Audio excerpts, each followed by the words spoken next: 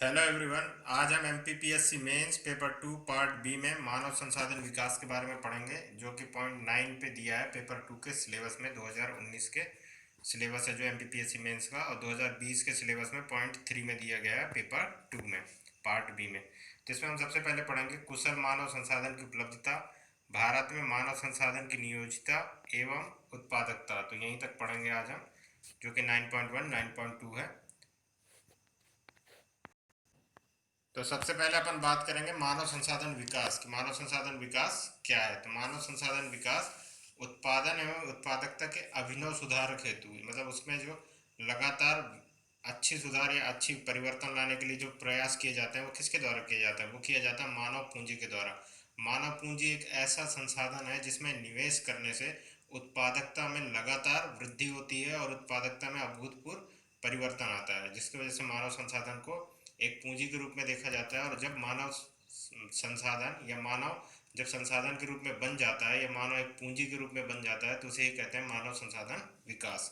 तो इसकी परिभाषा है मानव को उपयोगी मानव में बदलना, व्यक्ति की योग्यता, कुशलता, दक्षता, नवाचारी प्रवृत्ति, जोखिमधारिता की प्रवृत्ति, अंतर्निहित क्षमता का प्रयोग कर रहे उन्हें एक प्रभावी उत्पाद में बदलना, ताकि वह व्यक्ति समाज राष्ट्र के लिए परिसंपत्ति बन सके। तो उसे क्या कहा जाएगा? मानव संसाधन विकास।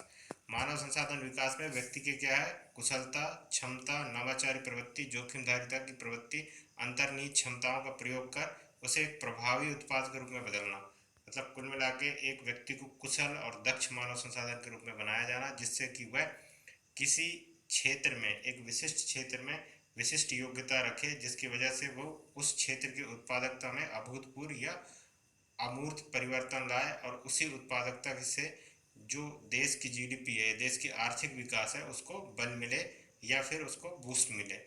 और इसी के वजह से इन सभी चीज़ों में मानव को एक संसाधन के रूप में माना जाता है, और मानव के पूंजी के रूप में बदलने के लिए उसमें निवेश किया जाता है, जिससे कि वह एक प्रभावी उत्पाद के रूप में बदल जाता है। और प्रभावी उत्पाद में जब बदलता है, तब वह व्यक्ति एक समाज के लिए, एक राष्ट्र के लिए पूंजी के रूप में या परिसंपत्ति के रूप में माना जाने लगता है।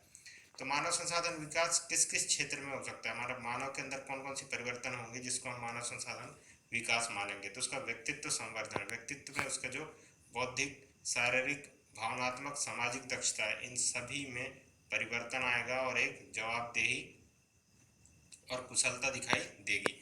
साथ ही साथ कौशल विकास। कौशल विकास से तात्पर्य ऐसे है जिसमें कि किसी विशिष्ट क्षेत्र में आपकी योग्यता हो कार्य करने की। तो इसमें जैसे शिल्प हो गया, हस्तकला हो गया, शारीरिक क्षमता हो गया और दक्षता हो गया। तो आपको कौशल कब माना जाएगा कि आप एक कुशल व्यक्ति हैं या आपके अंदर कौशल है? तो वो है कि आप किसी चीज़ को देखकर उसकी पहचान कर सकते हैं। मान लो शिल्प की बात करें तो उसमें आपकी पहचान होनी चाहिए, उसके शोधन करने की आपको टेक्निक आनी चाहिए, शोधन के अलावा उसको एक संसाधन के रूप में परिवर्तित करने की आपकी एबिलिटी होनी चाहिए, योग्यता होनी चाहिए, और वो परिवर्तन के बाद एक व्यवसाय के रूप में यूज हो सके। तो ये सारी चीज़ें आपके अंदर एक कौशल में देखी जाती हैं। उद्यमशीलता मतलब उद्यमिता, विकास और स्वरोजगार, और इसके अलावा आपका जो औद्योगिक डेवलपमेंट है उसमें भी आपका योगदान होना चाहिए। साथ ही साथ अंतर्निहित क्षमताओं का विकास। आपके जो अंतर्निहित क्षमताएं हैं जिनके बारे में आपको उस तरह से अंदाज़ा नहीं है कि आप उस क्षेत्र को कर सकते हैं, लेकिन मानव संसाधन विकास में आपको ये सिखाया जाता है कि आपके अंदर क्या एबिलिटी है और आप किस फील्ड में बेहतर से बेहतर कर सकते हैं। तो ये हो गया मानव संसाधन विकास की परिभाषा और मानव संसाधन के एक गुण कि उसके किन किन चीज़ों में अपन परिवर्तन ला के मानव को एक पूंजी या परिसंपत्ति के रूप में बना सकते हैं। आगे है मानव संसाधन विकास का उद्देश्य क्या है? मानव के को एक संसाधन के रूप में बदलने के पीछे सरकार या संस्थान का क्या उद्देश्य होता है? तो सबसे पहला जो उद्देश्य होता है वो है सशक्तिकरण। एक व्यक्ति को आर्थिक निर्भरता, वित्तीय समावेशन और रोजगार के क्षेत्र में सशक्तिकरण के रूप में आपको एक देखा जाता है, जिसमें आप अगर एक कुशल मानव संसाधन के रूप में हैं तो आप आर्थिक, आपके अंदर आर्थिक निर्भरता भी देखी जा सकती है, आपको वित्तीय समावेशन के प्रति भी जागरूकता होगी, साथ ही साथ आप वित्तीय समावेशन में अपनी भागीदारी निभाएंगे और रोजगार प्राप्त करेंगे। रोजगार प्राप्त करने से आपकी पारिवारिक स्थिति, साथ ही साथ आपकी पर्सनल स्थिति और आपके बच्चों का भविष्य, ये सारी चीज़ें एक सशक्त परिवार के रूप में आप बना सकते हैं और उनके भविष्य को सुरक्षित कर सकते हैं। दूसरी चीज़ होगा व्यावसायिक सक्षमता। आप अगर किसी चीज़ में दक्ष हैं तो आपको अगर रोजगार नहीं मिलता है या फिर किसी निजी क्षेत्र या सरकारी क्षेत्र में उस टाइम रोजगार नहीं है, तो आप स्वयं से स्वरोजगार बना सकते हैं, मतलब आप दूसरों को रोजगार दे सकते हैं और खुद को स्वरोजगार के तहत एक रोजगार प्राप्त कर सकते हैं। साथ ही साथ रोजगार परक योजनाओं को आप अमल में ला सकते हैं और उनसे दूसरों को रोजगार दे सकते हैं। इसके अलावा संपूर्ण व्यक्तित्व विकास, अगर आप एक कुशल मानव संसाधन के रूप में आपका विकास हुआ है तो आपका जो व्यक्तित्व है वो पूर्ण रूप से निखर जाएगा। आपकी बौद्धिक क्षमताओं के अनुसार से आप कार्य करेंगे, तर्क शक्ति का आपका विकास होगा, जिससे आप तर्क के हिसाब से किसी चीज़ों पर निर्णय ले सकते हैं, उसके प्रति सोच सकते हैं और उसके उत्पादन क्षमता में वृद्धि ला सकते हैं। कौशल परक क्षमता का विकास, आप अगर एक दक्ष मानव संसाधन है तो आप अपने दक्षता के हिसाब से उस कार्य को करने के बारे में सोचेंगे, ना कि आप कुशल श्रमिकों के जैसे या आप एक दिहाड़ी मजदूर के जैसे काम करने को नहीं सोचोगे। साथ ही साथ सामुदायिक दायित्व का वहन करते हुए जवाबदेह बनना, आप जब एक दक्ष मानव संसाधन होंगे तो आप अपने कार्य के प्रति आपकी एक जवाबदेही बनेगी। साथ ही साथ आपके उत्पादन के प्रति भी आपके एक ट्रस्ट होगा, विश्वास बनेगा, जो कि आपको एक कुशल मानव संसाधन के रूप में स्थायित्व करेगा, कहाँ पे, बाजार में। और ये मांग के हिसाब से आपकी दक्षता को बढ़ाएगा और साथ ही साथ आपकी दक्षता को निर्भर मतलब निखारेगा। मानवीय ज़रूरतों की पूर्ति होती हो, आप जैसे ही एक कुशल मानव संसाधन बनते हैं तो आप किसके लिए कार्य करते हैं? तो सबसे पहला जो आपका कार्य होता है वो मानवीय ज़रूरतों के लिए होता है कि अभी वर्तमान में मानव को किन चीज़ों की ज़रूरत है और वो ज़रूरतें किस प्रकार पूरी की जा सकती हैं। तो ये सभी चीज़ें मानव संसाधन का उद्देश्य है। पहला उद्देश्य है सशक्तिकरण, व्यावसायिक सक्षमता, संपूर्ण व्यक्तित्व विकास, कौशल परक क्षमता का विकास करना, सामुदायिक दायित्व का वहन करना, मतलब सामुदायिक दायित्व से तात्पर्य है आपको जवाबदेह बनाना समाज के प्रति, कंपनी के प्रति या आपके कार्य के प्रति, और आप जो कार्य करेंगे वो आपके मानवीय ज़रूरतों के पूर्ति हेतु आप करेंगे। ये मानव संसाधन का उद्देश्य है। आगे है 9.1 में दक्ष मानव संसाधन की उपलब्धता भारत के परिप्रेक्ष्य में, भारत में दक्ष मानव संसाधन की उपलब्धता क्या है। तो वर्तमान में अगर 21वीं सदी की बात की जाए तो सबसे युवा देशों में भारत का नाम आता है। सबसे बड़ी युवा जनसंख्या अभी भारत में है। लेकिन सबसे बड़ी जो विडंबना है भारत के परिप्रेक्ष्य में वो ये है कि यहाँ के जो युवा हैं वो किसी भी क्षेत्र में कुशल मानव संसाधन के रूप में अपने आप को विकास नहीं कर पाए हैं, या फिर उनके पास एक दक्ष मानव संसाधन नहीं है। क्यों नहीं है? क्योंकि उनका जो प्रशिक्षण है या उनके प्रति जो लोगों का निवेश किया गया है पूंजी के रूप में वो कहीं ना कहीं सही तरीके से नहीं हुआ है, जिसकी वजह से युवाओं में भटकाव है और साथ ही साथ बहुत ज़्यादा मास बेरोजगारी देखने को मिल रही है अभी वर्तमान में। इसके अलावा यहाँ के जो संसाधन है या फिर तकनीकी शिक्षा है, इसके अलावा व्यावसायिक प्रशिक्षण हैं, वो रोजगार परक ना होकर वो बाजार से हटकर जो प्रशिक्षण दे रहे हैं, जिसकी वजह से भी ये परेशानियां आ रही हैं। क्योंकि नवीन जो तकनीक है उनके विकास के साथ साथ प्रौद्योगिकी का एक मिलान होना चाहिए कि आप बाजार आधारित प्रशिक्षण प्रोवाइड करें आईटीआई वगैरह से, साथ ही साथ पॉलिटेक्निक से भी आप व्यावसायिक आधारित प्रशिक्षण प्रोवाइड करें, आप उनको उपलब्ध कराएं ताकि वो बाजार में सक्षम बन सके और बाजार के प्रति अपने आप को जवाबदेह बना सकें। लेकिन भारत के परिप्रेक्ष्य में ये नहीं हो पाया है। तो इसी के लिए जो दक्ष मानव संसाधन है उसकी स्थिति को बताता है कि अन्य देशों की तुलना में भारत अधिक युवाओं वाला देश है। यहाँ की युवा जनसंख्या आर्थिक विकास में कहीं अधिक योगदान दे सकती है, किंतु बेरोजगारी जैसी समस्या भारत में मानव संसाधन विकास में एक बड़ी बाधा है। एक चिंताजनक पहलू यह भी रहा है कि इतने बड़े देशों में युवाओं के कौशल विकास के लिए उद्यम उठाए गए कदम नाकाफी सिद्ध हुए हैं। सरकार द्वारा ऐसा नहीं है कि कोई कौशल विकास कार्यक्रम नहीं चलाया गया है या फिर उद्यमिता विकास कार्यक्रम नहीं चलाया गया, बहुत से कार्यक्रम चलाए गए हैं, लेकिन इतनी बड़ी जनसंख्या और इतना ज़्यादा युवाओं के होने से वजह से ये अपने लक्ष्य को प्राप्त नहीं कर पाए हैं। हाल ही में श्रम ब्यूरो की रिपोर्ट आई थी, भारत सरकार की श्रम ब्यूरो की रिपोर्ट के अनुसार भारत में मौजूदा कार्यबल केवल 2 है, जो कि अन्य देशों की तुलना में काफ़ी कम है। इम्पोर्टेंट यही है, कार्यबल कितना है भारत का भी 2 है, और जो बहुत सारे विकासशील देशों से भी कम है। इसके साथ ही 15 वर्ष आयु के कौशल प्रशिक्षण कार्यकर्ता जो कि वर्तमान में प्रशिक्षण प्राप्त कर रहे हैं उनकी कुल संख्या 6.8 है। इसलिए भारत को लक्षित विकास दर प्राप्त करने के लिए युवाओं में कौशल विकास को सुनिश्चित करना होगा। इतनी कम स्थिति या दयनीय स्थिति होने की वजह से भारत को अपनी स्थिति सुदृढ़ करने के लिए कौशल विकास में ज़्यादा से ज़्यादा निवेश करना होगा, जिसके कारण ही वहाँ पर युवाओं को कौशल विकास के माध्यम से दक्ष मानव संसाधन में बदला जाएगा, और दक्ष मानव संसाधन बनने के बाद ही कोई व्यक्ति या कोई संस्थान या कोई निजी संस्थान उस व्यक्ति को पूंजी के रूप में एक्सेप्ट करेगा और उस पर निवेश करेगा। आगे इसमें है, अन्य विकासशील देशों में जब हम भारत की तुलना करते हैं तो पाते हैं कि आईटी और बीओटी, बिल्ड ऑपरेट ट्रांसफर के क्षेत्र में जो स्थिति काफ़ी बेहतर रही है, किंतु विनिर्माण में काफ़ी निराशाजनक है। भारत का जो आईटी सेक्टर है वो विश्व स्तरीय आईटी सेक्टर है, लेकिन इसके अलावा बिल्ड ऑपरेट ट्रांसफ़र जो अभी चल रहा है भारत में, वो भी काफ़ी सुदृढ़ है और इसमें बेहतरीन काम किए जा रहे हैं, कार्य किए जा रहे हैं। लेकिन वहीं पर विनिर्माण की बात किया जाता है तो बहुत ही निराशाजनक आपको डाटा मिलेगी, बहुत ही निराशाजनक आपकी स्थिति होगी। और पहली आवश्यकता तो कुशल कामगार उपलब्धता है और इनके कौशल विकास को सही तरीके से उपयोग करने की आवश्यकता है। अगर इस स्थिति को सुधारना है, भारत को विनिर्माण के क्षेत्र में या सेवा के क्षेत्र में अच्छा करना है, तो सबसे पहले यहाँ के युवाओं को कौशल प्रदान करना पड़ेगा। कौशल होगा तभी वो देश के आर्थिक स्थिति या आर्थिक विकास में सहयोग कर सकेंगे और अपनी भूमिका निभा सकेंगे।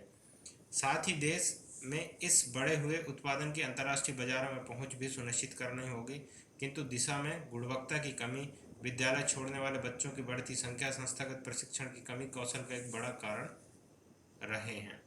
सबसे इम्पोर्टेंट है कि आप कौशल विकास की परिस्थिति में आ गए, आपने सभी को दक्ष मानव संसाधन के रूप में उपलब्ध करा दिया, लेकिन आपके द्वारा जो प्रौद्योगिकी या उत्पाद जो आपके द्वारा बनाए जा रहे हैं उनका बाजार में बिकना और अंतर्राष्ट्रीय बाजारों में भी उसकी सप्लाई होना शुरू होना चाहिए, तभी आप भारत के जीडीपी या आर्थिक विकास में अपनी सहयोग दे रहे हैं। इसके अलावा गवर्नमेंट डाटा एक और है, नेशनल सैंपल सर्वे की रिपोर्ट के अनुसार भारत में 15 से 29 साल के युवाओं में इतनी बड़ी संख्या होने के बाद भी संस्थागत व्यावसायिक प्रशिक्षण में के 8 बच्चों की उपलब्धता है। जो व्यावसायिक प्रशिक्षण प्राप्त बच्चे हैं वो 8 ही हैं 100 में से। ठीक है, ये स्थिति है भारत के national sample survey of India की जो रिपोर्ट आई है उसके अनुसार। तो यहाँ पे बहुत ज़्यादा दक्षता और कौशल की बहुत कमी देखी जा रही है भारत सरकार में या भारत के युवाओं में, 21वीं सदी के जो युवा हैं उनमें। कौशल विकास न होने के भी बहुत सारे कारण हैं, जैसे कि बड़ी विडंबना रही है कि देश एक लंबे समय तक जीडीपी का मात्र 0.1% भाग ही शिक्षा पर खर्च करता है, जो कि चीन, ब्राज़ील, दक्षिण अफ्रीका जैसे विकासशील देशों से भी काफ़ी कम है। यही एक इम्पॉर्टेंट कारण है भारत में कौशल विकास के अलावा शैक्षिक विकास, साथ ही साथ जो दक्ष मानव संसाधन का निर्माण है वो नहीं हो पा रहा है, क्योंकि यहाँ पर जो शिक्षा है, व्यावसायिक शिक्षा, उसमें मात्र 0.1% का निवेश किया जा रहा है सरकार के द्वारा। अमेरिका जैसे विकसित देशों में दक्ष मानव संसाधन की उपलब्धता है, किंतु रोजगार के अवसर लगातार कम हो रहे हैं। इसके विपरीत भारत में रोजगार के अवसर तो बढ़ रहे हैं, किंतु दक्ष मानव संसाधन का अभाव है। ये इम्पोर्टेंट है। अमेरिका में दक्ष मानव संसाधन है, लेकिन रोजगार की जो स्थिति है वो लगातार गिर रही है, खासकर कोरोना के चक्कर में और भी मार्केटें बंद हुई और वहाँ पे मास बेरोजगारी बढ़ने लगी। आगे है, सरकारी रिपोर्ट के अनुसार वर्ष 2022 तक देश के विभिन्न व्यावसायिक क्षेत्रों में 199 मिलियन दक्ष मानव संसाधनों की आवश्यकता होगी। ये भारत सरकार का डाटा है, लेकिन ये सारे डाटा बस दिखावा होती हैं, इनकी वास्तविकता में वो उस स्थिति को अचीव नहीं कर पाते, उसके बहुत नीचे रहते हैं। भविष्य की चुनौतियों एवं आवश्यकताओं को देखते हुए भारत सरकार ने skill India programme, startup India, stand up India programme किया था, और इस प्रोग्राम का बहुत ज़्यादा तारीफ हुआ था उस टाइम जब ये प्रोग्राम आया था, मेक इन इंडिया के तहत। आने वाले दशकों में 4 से 5 करोड़ दक्ष मानव संसाधन की उपलब्धता सुनिश्चित किया जाएगा, और इतने ही दक्ष और कुशल मानव संसाधन की बाजार में आवश्यकता होगी। तो ये बहुत ही इम्पोर्टेंट प्रोग्राम था, और साथ ही साथ जो दक्ष या कौशल विकास कार्यक्रम है वो भी भारत के या फिर हमारे जो विकास है उसमें बहुत अहम योगदान देता है। अब भारत सरकार द्वारा दक्ष मानव संसाधन हेतु कुछ कार्यक्रम और प्रयास किए जा रहे हैं। उनमें से एक कार्यक्रम है प्रधानमंत्री कौशल विकास योजना, ठीक है, PMKVY। तो इसका जो शुरुआत हुआ था वो हुआ था 15 जुलाई 2015 को, ठीक है, पीएम नरेंद्र मोदी के द्वारा इसकी शुरुआत की गई थी। इसका जो लक्ष्य है वो है 2022 तक 40 करोड़ भारतीयों को प्रशिक्षित करना और दक्ष मानव संसाधन के रूप में परिवर्तित करना। और इसका दूसरा नाम है कौशल भारत कुशल भारत योजना, और ये क्या है वो आगे देखेंगे। प्रधानमंत्री कौशल विकास योजना क्या है? तो कौशल विकास और उद्यमिता मंत्रालय का प्रमुख कार्यक्रम है। राष्ट्रीय कौशल विकास कार्य निगम द्वारा कार्यान्वित किया जा रहा है। किसके द्वारा कार्यान्वित किया जा रहा है? तो राष्ट्रीय कौशल विकास निगम द्वारा कार्यान्वित किया जा रहा है। और एक किसके किसके द्वारा बनाया गया? तो कौशल विकास और उद्यमिता मंत्रालय के द्वारा। अब इसका जो दूसरा पॉइंट है क्या है? एक कौशल प्रमाणीकरण कार्यक्रम है जिसमें भारतीय युवाओं युवतियों को उद्योग अनुरूप कौशल प्रशिक्षण दिया जाएगा और बेहतर आजीविका के लिए कार्य कर सकेंगे। ये इम्पोर्टेंट है। जो आप कौशल विकास के क्षेत्र में आप डिप्लोमा करेंगे उसके लिए आपको प्रमाण पत्र दिया जाएगा। साथ ही साथ उस प्रशिक्षण का इस्तेमाल आप बाहरी निजी संस्थाओं में कर सकते हैं, सरकारी संस्थाओं में कर सकते हैं, जहां आपको नौकरी मिल जाएगी। स्टैंडर्ड ट्रेनिंग असेसमेंट एवं रिवॉर्ड स्टार योजना के स्थान पर होगा। ये एक इम्पॉर्टेंट है कि स्टार योजना को ख़त्म कर दिया गया है, उसकी जगह standard training assessment and reward ये कार्यक्रम शुरू किया गया है, स्टार। अब इस योजना की क्या आवश्यकता है? कुशल भारत या कौशल भारत की योजना की क्या आवश्यकता है? तो भारत में 5% श्रम बल ही औपचारिक कौशल प्रशिक्षण प्राप्त हैं। ये इंपॉर्टेंट है, 5% श्रम बल ही जो औपचारिक कौशल प्रशिक्षण प्राप्त हैं। खराब कौशल से अर्थव्यवस्था को खतरा उत्पन्न होता है। साथ ही साथ अर्थव्यवस्था का जो विकास दर है, ग्रोथ रेट है, वो गिर जाता है और निवेश भी गिर जाता है। विनिर्माण क्षेत्र भी गिरकर खराब होने की स्थिति में पहुंच जाता है। इस संदर्भ में कौशल विकास देश के लिए प्रमुख प्राथमिकता वाला क्षेत्र बना हुआ है। कौशल विकास ही एक प्रमुख प्राथमिकता वाला क्षेत्र बना है जो कि निजी क्षेत्रों के सहयोग से भी चलाया जा रहा है। अब इस योजना के उद्देश्य क्या हैं? मेनली उद्देश्य के बारे में बात किया जाता है। तो एक प्रमाणन प्रक्रिया में मानकीकरण को प्रोत्साहन देना और कौशल के पंजीकरण की प्रक्रिया की शुरुआत करना है। सबसे पहले बात यह है कि आपके प्रमाण पत्र आधारित एक योजना है जिसमें आपको प्रमाणित किया जाएगा कि आप इस ट्रेंड पे या इस ट्रेड पर काम कर सकते हैं और आपकी जो प्रोत्साहन या प्रशिक्षण के जो रेट है वो उस हिसाब से आप आकलन कर सकते हैं। बड़े संख्या में भारतीय युवाओं को कौशल प्रशिक्षण लेने, रोजगार लेने के योग्य बनने और जीविका उपार्जन करने के लिए सक्षम करना पड़ा। इसके अलावा वर्तमान में मौजूद श्रम बल की उत्पादकता को बढ़ाना और देश की आवश्यकता अनुसार प्रशिक्षण को प्रमाणन को प्रबुद्ध करना।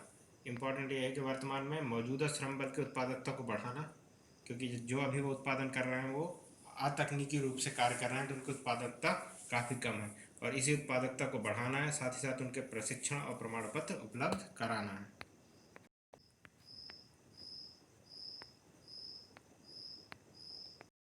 कौशल विकास योजना की विशेषताएं क्या है? तो राष्ट्रीय कौशल योग्यता फ्रेमवर्क NSQF और उद्योग नीति मानकों के आधार पर कौशल प्रशिक्षण दिया जाएगा। एक मानक के आधार पर यह मानक तय कर दिया गया है कि आप प्रशिक्षण जो किसी ट्रेड पर देंगे वो किस आधार पर देंगे। तृतीय पक्ष आकलन निकायों द्वारा किए गए आकलन और प्रमाणन के आधार पर प्रशिक्षकों को आर्थिक पारितोषिक मिलता है। जब तक इसका प्रमाणीकरण नहीं हो जाएगा तब तक आपको उसका पारितोषिक नहीं मिलेगा। अगला है स्थानीय स्तर पर आयोजित कौशल मेलों के द्वारा जागरूकता लाने हेतु प्रेरक प्रयास, परामर्शदाताओं के सहायता और नियोजन के सुझाव बनाने की ओर विशेष ध्यान।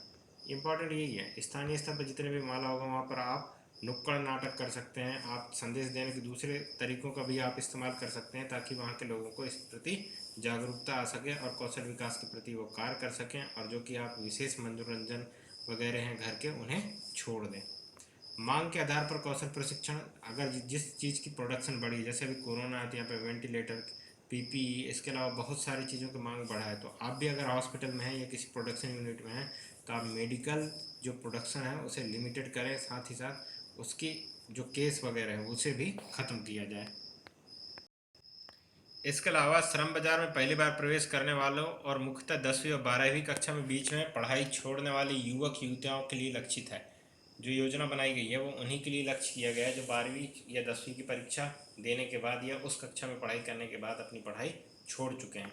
तो उसके लिए कौशल भारत और कुशल भारत योजना चलाया गया था जिसमें से उनके आत्मनिर्भर बनाना और उन्हें विशेष रूप से सम्मानित करना। मुख्य मुख्य ध्यान बेहतर पाठ्यक्रम, बेहतर अध्यापन शैली, बेहतर प्रशिक्षित और अध्यापकों पर होगा। ये इम्पोर्टेंट है कि आपका पाठ्यक्रम बहुत बेहतर होना चाहिए। जो आपने अध्ययन शैली अपनाई है या अभी तक जिन बच्चों के लिए आप अध्ययन कर रहे हैं उन्हें उस शैली से न बढ़ाकर एक नॉर्मल शैली से पढ़ाएं ताकि उन पर इन चीज़ों का विकास हो सके। इसके अलावा इस योजना में 75% कौन देगा? केंद्र सरकार देगा और 25% कौन देगा? राज्य सरकार वहन करेगा। ये इसके इम्पोर्टेंट फैक्ट है। आगे है चुनौती। तो निजी क्षेत्र की भागीदारी का अभाव। इम्पोर्टेंट ये है कि प्रशिक्षण में निजी क्षेत्र की भागीदारी एकदम शून्य है, वो किसी भी तरह से प्रशिक्षण प्रोवाइड नहीं करता। अथवा वर्ल्ड बैंक के अनुसार भारत में 3.6% कंपनियां ही अपने कर्मचारियों को प्रशिक्षण कार्यक्रम उपलब्ध करवाती है। ठीक है, मतलब 36% ही लोग हैं जो कौशल विकास या कौशल प्राप्त लड़कों के लिए नौकरी की उपलब्धता को सुनिश्चित करता है। कौशल विकास के साथ ही रोजगार का संवर्धित क्षेत्र में सृजन होगा। जिस क्षेत्र में मैं संवर्धित या जिस क्षेत्र में मैं भी योजना के तहत मैं अगर वीडियो बनाना चाहूँगा तो वो कौशल विकास के साथ छेड़छाड़ होगा, मतलब बीच में रोजगार के संबंधित क्षेत्र को सृजन किया जाएगा। 2015 के बाद नियोजन में निराशाजनक आंकड़े रहे हैं, इसलिए नियोजन पर भी अब विशेष ध्यान नहीं दिया जा रहा है। फिर भी बाटी हमेशा से सफलता पर सबल करते हैं।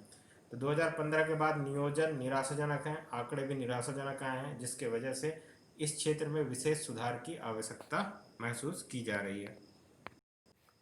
अब जो योजना अपन ने पढ़ा उसका एक निष्कर्ष है कि ये किस तरह से अपने जो भारतीय युवक हैं उनके लिए लाभदायक है और मददगार है। योजना को आरंभ करना सराहनीय कदम है। सरकार युवाओं को कौशल प्रशिक्षण देने के लिए प्रतिबद्ध है।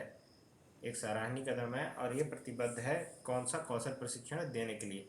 कौशल विकास मूलभूत पात्रता प्राप्त करने के बाद ही हो सकता है। कौशल विकास मूलभूत पात्रता प्राप्त करने के बाद ही किया जा सकता है। साथ ही साथ उस ट्रेड पर इनको विशिष्ट रूप से प्रशिक्षण दिया जा सकता है। योजना सही दिशा में कार्य करता रहे तो भारत के कौशल भारत के सपने को साकार करने वाला योजना है। ये इम्पोर्टेंट है निष्कर्ष में। और वर्तमान डाटा है, जो डाटा कुछ है उनके बारे में बात कर लेते हैं। 17.95 लोगों को प्रशिक्षण दिया जा चुका है, मतलब कुल मिलाकर 18 लाख लोगों को प्रशिक्षित किया जा चुका है। अगले 4 साल में 60 लाख का लक्ष्य रखा गया है, चाहे वो किसी तरह से भी मदद हो, उज्ज्वला पेंशन और या गृह पे जो आपको पैसे मिलने वाले थे उन पर। तो प्रमाण पत्र देने एवं प्रशिक्षण हेतु 12,000 करोड़ का प्रावधान किया गया है। अगले 4 साल में कितने लोगों को प्रशिक्षित कर देगा, तो वो कर देगा 60 लाख लोगों को प्रशिक्षित करने का लक्ष्य है। अभी सिर्फ 17.95 लाख लोग ही प्रशिक्षण कर चुके हैं वर्तमान डाटा के अनुसार। अगला जो योजना है भारत सरकार द्वारा जो चलाया जा रहा है भारत में कौशल विकास के क्षेत्र में, वो है स्टार्टअप इंडिया और स्टैंड अप इंडिया। दो अलग अलग योजनाएं हैं जिन्हें एक साथ पूछा जाता है। तो जो स्टार्टअप इंडिया है वो 16 जनवरी 2016 को पीएम नरेंद्र मोदी ने किया था स्टार्टअप इंडिया के नाम से। ये क्या है योजना स्टार्टअप इंडिया? तो नए उद्यम शुरू करने वाले स्टार्टअप कारोबारियों के लिए 3 साल का टैक्स अवकाश, पूंजी गत लाभ टैक्स में छूट, इंस्पेक्टर राज मुक्त परिवेश और वित्त पोषण के लिए 10,000 करोड़ के कोष की घोषणा की गई है। ये इम्पोर्टेंट है। इसके अलावा जो स्टैंड अप इंडिया है वो 5 अप्रैल 2016 को केंद्र सरकार द्वारा संचालित किया गया था। आगे है SC ST के लोगों को एवं महिलाओं के बीच उद्यमशीलता को बढ़ावा देने के लिए स्टैंड अप योजना की शुरुआत की गई थी। कब की गई थी? 5 अप्रैल 2016 को। किसके द्वारा? केंद्र सरकार के द्वारा। तो स्टार्टअप इंडिया और स्टैंड अप इंडिया ये क्या है, इस बारे में थोड़ी सी बात है। जैसे ये मुख्यतः ऐसी योजना है जिनके तहत नए छोटे बड़े उद्यमों को शुरू करने के लिए प्रोत्साहन प्रदान किया जाएगा, जिससे लोन सुविधा, उचित मार्गदर्शन एवं अमूल्य अनुकूल वातावरण आदि को शामिल किया गया है। इसके तहत जरूरी स्किल डेवलपमेंट ट्रेनिंग भी दी जाएगी। ये है स्टार्टअप इंडिया और स्टैंड अप इंडिया की मुख्य उद्देश्य। और ये किस तरह से काम करेगा? तो ये करेगा छोटे बड़े उद्यमों में शुरू करने के लिए प्रोत्साहन प्रदान किया जाएगा, जिससे लोन सुविधा, उचित मार्ग एवं अनुकूल वातावरण आदि को शामिल किया गया है। तो ये है। इसके अलावा योजना का मुख्य उद्देश्य कुल मिला के उद्यमशीलता को बढ़ावा देना है, जिससे उसमें रोजगार के अवसर बढ़ें। अभी क्या है, हमारी जो अर्थव्यवस्था है उसमें रोजगार की बहुत ही दयनीय स्थिति है। जो लोग पहले से ही एम्प्लॉय थे उन्हें भी बाहर कर दिया गया है, क्योंकि कंपनियों की आर्थिक स्थिति लगातार गिर रही है अभी की वर्तमान स्थिति में। आगे है इस योजना का कार्य योजना क्या है। स्टार्टअप इंडिया और स्टैंड अप इंडिया की कार्य योजना क्या है? तो उसमें 99 कार्य योजनाओं को शामिल किया गया है। 19 इसमें 19 कार्य योजनाओं को शामिल किया गया है। ई रजिस्ट्रेशन दिया जाएगा, 100 प्रमाणन व्यवसाय शुरू होगी, इससे संबंधित वेब पोर्टल और मोबाइल ऐप शुरू किया जाएगा, आसान निकासी व्यवस्था होगी। साथ ही साथ स्टार्टअप प्रारंभ करने वाली कंपनी को पेमेंट दाखिल करने में शुल्क में 80% की छूट दी जाएगी। ये इम्पोर्टेंट है, ठीक है। इसके अलावा क्रेडिट गारंटी कोष समादेश अटल नवाचार मिशन की शुरुआत,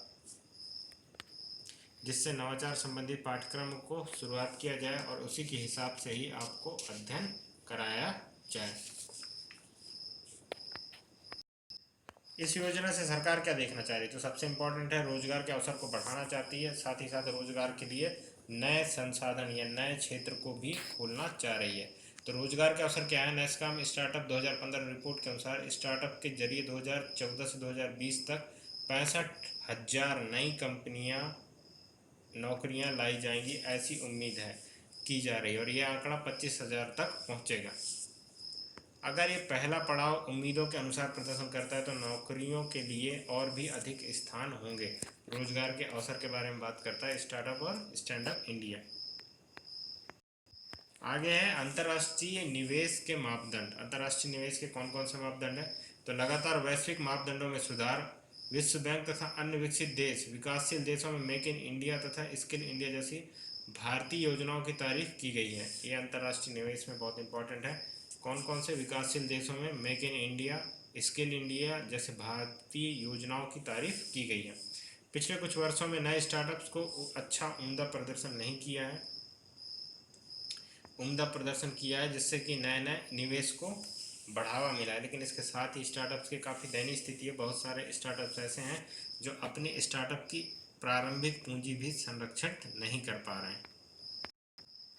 आगे है उचित मार्गदर्शन एवं संरक्षण। योजना अनुसार देश के युवाओं को देश के अन्य शिक्षण संस्थान जैसे कि IIF, IIM आदि के नेटवर्क से जोड़ा जाएगा ताकि उन्हें उचित मार्गदर्शन प्राप्त हो। सबसे इम्पोर्टेंट यही है, उचित मार्गदर्शन आपसे किससे प्राप्त हो रहा है आपके? तो जो IIM के बड़े बड़े बिजनेस गुरु हैं, IIF के बहुत सारे डॉक्टर्स हैं, वो आपके उचित मार्गदर्शन और संरक्षण की बात करेंगे। इससे देश के युवाओं को उन सभी बड़ी यूनिवर्सिटियों और अन्य औद्योगिक एशिया के संपर्क में आ जाने से बेहतर ज्ञान का अनुभव प्राप्त होगा। अब आगे है कि योजना तो बहुत अच्छी तरीके से क्रियान्वित हो तो इसके बहुत ही पॉजिटिव रिजल्ट आएंगे, लेकिन इसमें समस्याएं क्या क्या हैं? तो कई startup market condition, entry timing आदि के कारण असफल हो जाते हैं। इसी कारण से असफल स्टार्टअप के उदाहरण अधिक दिखाई देते हैं, जिसके बदले लोगों में बहुत ज़्यादा निराशा की स्थिति पैदा होती है और इसी निराशा की वजह से वो इन्वेस्टमेंट को घटाती है। अब तक कोई उचित स्टार्टअप नियम एवं बाहर निकलने का प्रावधान नहीं बनाया गया है। स्टार्टअप की सबसे अधिक संभावना छोटे कस्बों एवं गाँवों में है, लेकिन उन्हें इस योजना से जोड़ना चुनौतीपूर्ण बना हुआ है। सबसे इम्पोर्टेंट ये है कि खटाई नहीं, स्टार्टअप की सबसे अधिक समस्या छोटे कस्बे एवं गाँव में है, लेकिन इन्हें इस योजना से जोड़ना चुनौतीपूर्ण बना हुआ है। सरकारी निवेशों की कमी भी एक बड़ी समस्या है। स्टार्टअप शुरू करने वालों को पेपर वर्क में अनुभव की कमी होगी, और ये चीज़ मैंने बता चुका हूँ पहले भी, लेकिन अभी तक किसी ने इसका प्रयास नहीं किया है। अब अंत में निष्कर्ष है, यह योजना भारत सरकार का एक सार्थक प्रयास है जिसके माध्यम से देश में रोजगार के अवसर बढ़ेंगे और तेजी से प्रगति की ओर अग्रसर होंगे। इस योजना की आवश्यकता हेतु इसका गांव और छोटे शहरों से जुड़ाव बेहद आवश्यक है। देश की सर्वाधिक जनसंख्या गांव के विभाजन करने की बात करती है तथा ग्रामीण भारत में रोजगार की समस्या को अधिक विकराल रूप दिया है, और साथ ही साथ एक ग्रामीण क्षेत्र से भी इन सारी चीज़ों को गमना धरने के बाद रखने के बाद बहुत सारे परेशानियों के बाद इस योजना को सफल बनाना, तो सबसे ज़्यादा इस योजना पर कार्य करना पड़ेगा सरकार को, साथ ही साथ वित्तीय सहायता लगातार बढ़ाते रहना होगा। अब अगला टॉपिक जो है वो भारत में मानव संसाधन की नियोजिता एवं उत्पादकता। ये इम्पोर्टेंट है, इससे ये थोड़ा लंबा टॉपिक होगा, लेकिन इसकी बहुत ज़्यादा आवश्यकता है। बिना नियोजन या बिना नियोजिता के आप मानव संसाधन को एक सही दिशा नहीं दे सकते और सही दिशा में कार्य नहीं करा सकते। तो मानव संसाधन की नियोजिता का अर्थ क्या है? नियोजन का सबसे पहले अर्थ क्या है? तो मानव संसाधन नियोजन से अभिप्राय है वर्तमान एवं भविष्य के मांग के अनुरूप व्यक्तियों को विभिन्न क्षेत्रों में नियोजित अर्थात रोजगार देना होता है। इस प्रकार मानवीय संसाधनों का नियोजन श्रमिक वर्ग का विवेकपूर्ण उपयोग करने का माध्यम है। सबसे इम्पोर्टेंट है, नियोजन का अर्थ है कि मानव संसाधन को सही जगह पर नियोजित करना उनके दक्षता, कुशलता और ज्ञान के हिसाब से, और इसी के हिसाब से नियोजन को बनाया जाता है, जिससे कि वो एक मिनिमम जो आपकी एबिलिटी या आपकी डिग्री है या आपकी जो रोजगार पाने की क्षमता है, उस हिसाब से आपको वो कार्य सौंपा जाता है। तो ये कार्य कौन करता है? तो ये करता है मानव संसाधन विकास मंत्रालय, जो कि मानव संसाधन के लिए एक मिनिमम नियम बनाता है कि कौन किस जगह पर कार्य करेगा और किस तरह की उसकी एबिलिटी होगी। ब्रूस पी कोलमन ने वो दिया था एक स्टेटस इसी के प्रति, मानव संसाधन की नियोजितता पर। जनशक्ति नियोजन जनशक्ति की आवश्यकताओं तथा उन्हें पूरे करने के साधनों की निश्चित करने की प्रक्रिया है, जिससे संसाधन उपक्रम की समन्वित योजना चलाई जा सके। तो अगर ये कुछ भी याद नहीं हो तो इतना तो याद होना चाहिए कि आपको मानव संसाधन के प्रति पूर्ण रूप से सजग और लॉयल होना पड़ेगा। साथ ही साथ आपका जो मानव संसाधन है वो किस क्षेत्र पर नियुक्त होना चाहता है, वो उसकी एबिलिटी पर डिपेंड करेगा, और उसको उसी क्षेत्र पर रोजगार मिलता है तो ये उसके मानव संसाधन का एक कुशल क्षेत्र के रूप में विकसित हो पाएगा। अब नियोजन के उद्देश्य, हम मानव संसाधन के लिए नियम क्यों बनाएंगे? आखिर मानव संसाधन अगर अपने कुशल दक्षता के रूप में डेवलप होता है तो उसके लिए नियम बनाने की क्या आवश्यकता है? लेकिन इसके लिए आवश्यकता है क्योंकि हर नियोजन में बहुत सारे लोगों को शामिल किया जाता है और बहुत सारे लोगों की आर्थिक और सामरिक स्थिति को देखते हुए ये कार्य किया जाता है। तो कर्मचारियों के लिए काम के अवसर उपलब्ध कराना सबसे पहले नियोजन का उद्देश्य है। कर्मचारियों के लिए काम के अवसर उपलब्ध कराना, जनशक्ति की आवश्यकताओं का पूर्वानुमान लगाना, वर्तमान में उपलब्ध मानवीय संसाधनों का विकास करना। सबसे पहले देखो उद्देश्य में कर्मचारियों के लिए काम के अवसर उपलब्ध कराना, जो भी कर्मचारी हैं उनके लिए नए नए कामों की अवसर उपलब्ध कराना, और वो नए काम उनके दक्षता के हिसाब से ही होने चाहिए, ना कि किसी और के दक्षता के अनुसार से। जनशक्ति की आवश्यकताओं के पूर्वानुमान लगाना चाहिए। जनशक्ति इस तरह से अनुमान लगाता है, या जनशक्ति किस तरह से अनुमान लगाया जाता है कि वो जो भी मानवीय आवश्यकताएं हैं उनकी पूरी कर सके। वर्तमान में उपलब्ध मानवीय संसाधनों का विकास करना, जितने भी मानवीय संसाधन हैं उनका विकास करना, उन्हें एक पूंजी के रूप में बदलना, साथ ही साथ उन्हें बाजार की जो भविष्य है उसके प्रति सजग करना। वर्तमान में भावी कर्मचारियों का प्रभावपूर्ण उपयोग, जितने भी कर्मचारी हैं उनका किसके द्वारा? नियोजन के द्वारा भावपूर्ण उपयोग किया जा सकता है, और उनके भावी पीढ़ी के बारे में भी सुरक्षित जीवन दिया जा सकता है। इसके अलावा आवश्यकता अनुसार मानवीय नियोजन को सफल बनाना, बदलती हुई अर्थव्यवस्था की आवश्यकता के अनुरूप मानवीय संसाधनों का प्रबंधन करना संभव हुआ है। इंपॉर्टेंट ये बदलती हुई अर्थव्यवस्था की आवश्यकता के अनुरूप मानवीय संसाधनों का प्रबंधन संभव करना है। मानव संसाधन को नियोजन के माध्यम से आर्थिक गतिविधियों को बढ़ाना, मानव संसाधन को नियोजन के माध्यम से आर्थिक गतिविधियों को बढ़ाना। आगे है मानवीय जीवन शैली को नियोजन के माध्यम से उच्चतम स्तर तक ले जाना। अब बात करते हैं नियोजन की क्या आवश्यकता है। किसी भी मानव संसाधन के लिए हम नियम क्यों बनाए, साथ ही साथ उन्हें इस नियम के अनुसार ही कार्य क्यों करना है, इसके प्रति नियोजन की आवश्यकता हुई। एक सफल प्रबंधक काम करने के वातावरण को अच्छा बनाकर अधिक आदान प्रदान प्राप्त करने में सफल होता है। इसके अतिरिक्त उचित व्यक्ति को उचित कार्य पर नियुक्त करने के लिए मानव संसाधन नियोजन की आवश्यकता होती है। इम्पॉर्टेंट यह है कि नियोजन की आवश्यकता क्या है। तो एक सफल प्रबंधक काम करने के वातावरण को अच्छा बनाकर अधिक उत्पादक प्राप्त करने से सफल होता है। इसके अतिरिक्त अभिव्यक्ति को उचित कार्य पर नियुक्त करने के लिए मानव संसाधन नियोजन आवश्यक है। इसके अलावा और क्यों आवश्यक है? तो भर्ती एवं चयन समिति की ठोस रूप प्रदान करने के लिए, जितने भी भर्ती एवं चयन प्रक्रिया उनको ठोस रूप प्रदान करने के लिए, साथ ही साथ जनशक्ति की कमी अथवा जनाधिक्य के कारण होने वाले दुष्प्रभाव को बचाना, विकास कार्यक्रमों को प्रभावी बनाना, श्रम लागत में कमी करने के लिए, उत्पादन को बढ़ाने के लिए कर्मचारी लागत का उच्च होना चाहिए।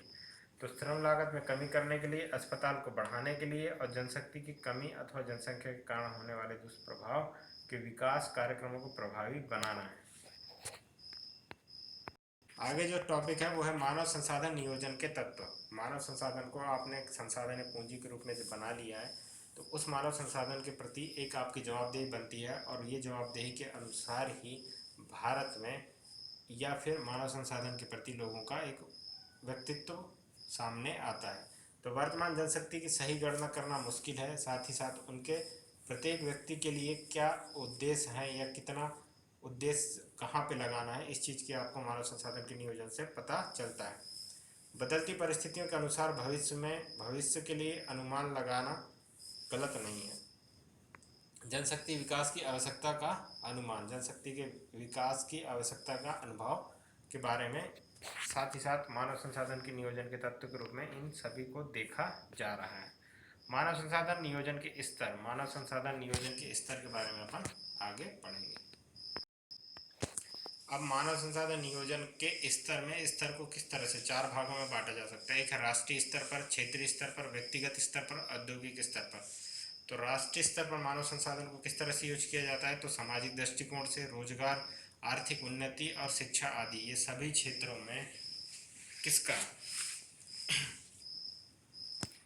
शिक्षा का विशेष स्थान है। साथ ही साथ उनके आर्थिक उन्नति और शिक्षा में आदि, जो शिक्षा के जितने भी उद्योग हैं उनके प्रयोग तथा उनके असफल को सही मान लिया जाएगा। तो किस तरह से राष्ट्रीय स्तर पर कार्य करता है, तो वो सामाजिक दृष्टिकोण से देखता है, रोजगार की स्थिति के हिसाब से देखता है, आर्थिक उन्नति और शिक्षा आदि के हिसाब से देखता है राष्ट्रीय बाजार के रूप में। और क्षेत्रीय स्तर किसे कहेंगे, तो देखो जो राष्ट्रीय स्तर है वो सिर्फ एक ही है, दिल्ली का।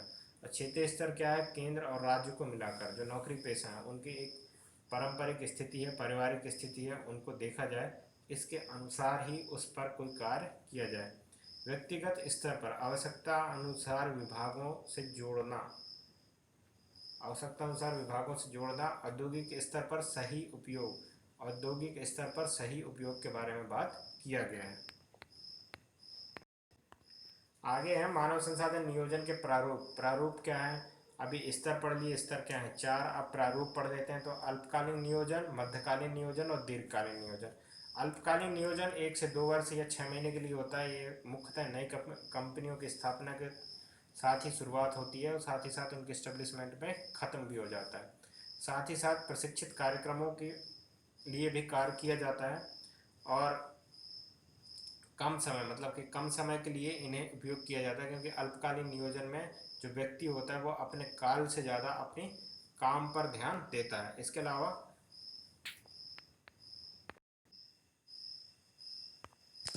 आगे है प्रारूप में ही मध्यकालीन नियोजन। मध्यकालीन नियोजन में जो निम्नतम वर्ष के रूप में श्रमिक पर्यवेक्षक स्तर के पदों पर इसकी नियुक्ति की जाती है। अधिक प्रशिक्षण की आवश्यकता नहीं होती मध्यकालीन नियोजन में।